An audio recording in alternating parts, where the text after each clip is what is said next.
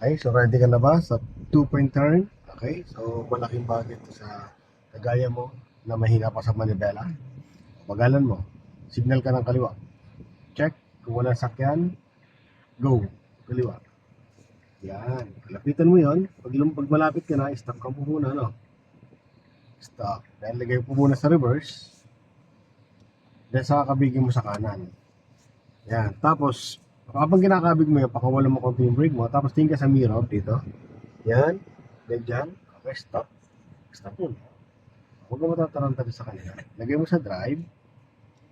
Then kabig dyan papunta sa kaliwa. Kumabig ka na konti. Hand over gamitin mo. Hand over. Very good. Then position sa inner lane. 1 and 2. Then pasok dito. I-correct mo siya. I-correct mo muna. Correct mo. Hindi pa siya nakaposisyon, no?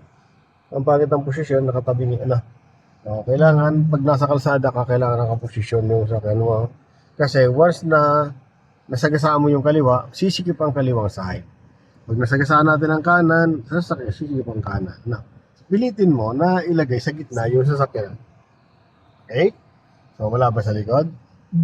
Sa harapan. Sa harapan lang. Bago ka mag-U-turn, gumawa ng pagliko o pag-change ang lane, kailangan check mo muna yung paligid. So, same din, dapat nag-signal ka na rin para masanay ka. Signal. Saan ka pupunta? Yes. Okay, ready na? Wala na? Go. Malapitan mo muna yan. Then, syempre, huwag mong diretso kasi wasak ang sakyan mo dyan. Konti pa. Medyo malayo pa naman yan. Hop, konti pa. Stop. No, lagay mo muna sa reverse ulit. Then, check mo na yung mga paligid. Then, habang nag-check, kabig mo nivela pupunta sa kanan. Kabig mo pa kanan, todo mo hanggang kanan. Hindi ka natin sa mirror, dapat natin sa mga mirror. No? Okay, stop. Lagay po sa drive. Stop mo na.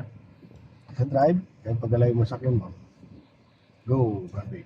I-position nyo ulit po sa inner. Balik. 1 and 2. Dapat posisyon. Ganda mo ng posisyon. Hindi nakaposisyon. Ayusin mo siya. Konti pa. Yan. Ilang. Kaya mo yan. Posisyon. Yan. Yan ang posisyon. Yan. Kailangan pantay na pantay. Okay. Tingin sa kaliwa sir. Wala. Sa unahan. Wala rin. Okay. U-turn ka na. Go. Lapitan mo muna yon. Huwag mo lang dedar-diretso. Bangin yan. Konti pa. Malayo pa naman. Konti pa. Okay. Lagay sa reverse. Tapos ikot mo na dito. Tapos observe. Tira mo sa paligid kung walang tao. Walang sakyan.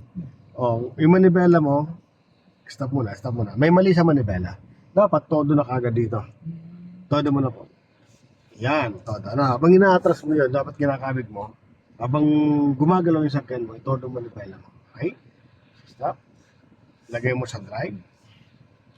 Then, pakawala mo konti yung gas mo, then, banat. Yo. At balik.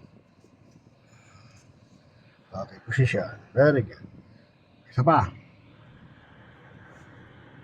Tingin sa kaliwa. Tingin sa unahan. Wala. So, bagalan mo. Then, U-turn. Go.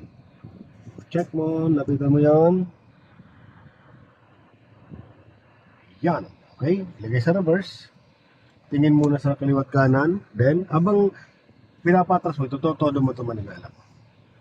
Yan. Okay, go. Tingin sa mirror. Habang nakatras tayo, nasa mirror mata natin. Okay, stop na. Lagay sa drive na. Go.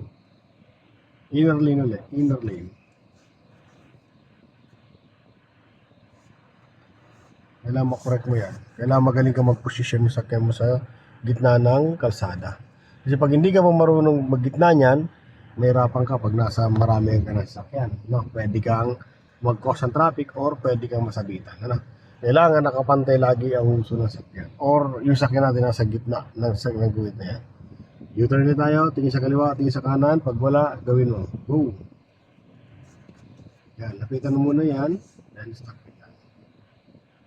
Okay, lagay sa reverse. Tingin sa kaliwa at kanan. Tapos, habang natingin ka doon, naikot na yung manibela mo. Tapos, habang naikot, binibitawan mo naman yung brake mo ng konti-unti na para mabilis yung kilos. Okay, stop. Lagay sa drive muna. Okay, yung ikot doon. Habang iniikot mo yan, pinapakawala mo konti yung brake mo para tumatak. Balik. 1, 2. Yan. Position po. Yan lang, maganda yung position. Very good.